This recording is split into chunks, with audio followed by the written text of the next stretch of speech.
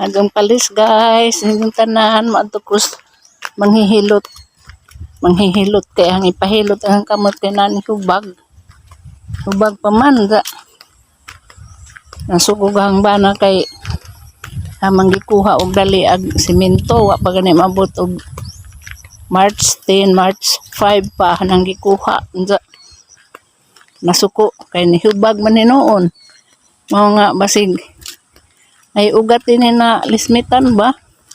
Mga hanga pahilot sa padung na ko ngadto kambaha. Magpahilot ko. Sige guys, magkita-kits na lang tayo onyag mahuman kog hilot. Lo guys, gikan ako sa manghihilot. Diha ko noy ugat nga wa makadaloy ag dugo ba. Maong nihubag siya.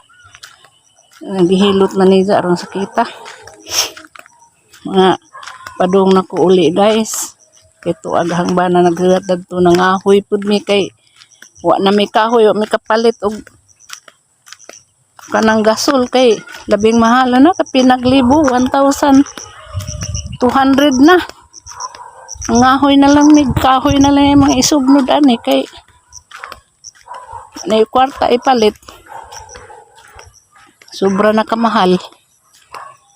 Diyan ni mahal na pud ag gasolina. Saan na din yung mga tao nga wa na trabaho ng mahal man hinuog mga palalitan. O nga, niyan ko guys, padung na ko ulit. Tugang bana, ang apo. Nangahoy sila.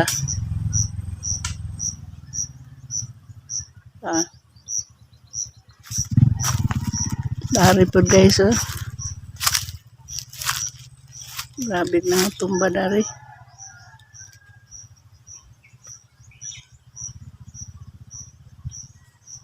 Ngita kong sili nga naibunga kay grabe ang kilo sili ron 700. Sus, Ginoo ko. Tanam pala man diha man may mga tinanam na sa bang na kuan mo tos bagyo. Uy, ito ay halilibon guys. Ang ihakot din yung kamot. Ito Muha ko. Meron ka mga kinahoy daghan. Medyo na naman musani kasi mana di kapalit og gas. Tipid tarong panahon na kay wa natay mga pangita.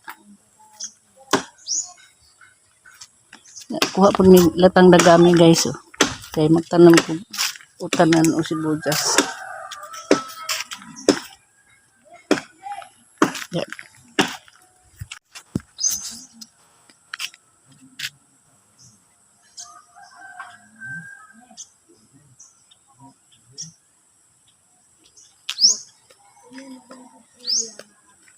Thank you for watching guys. See you next vlog.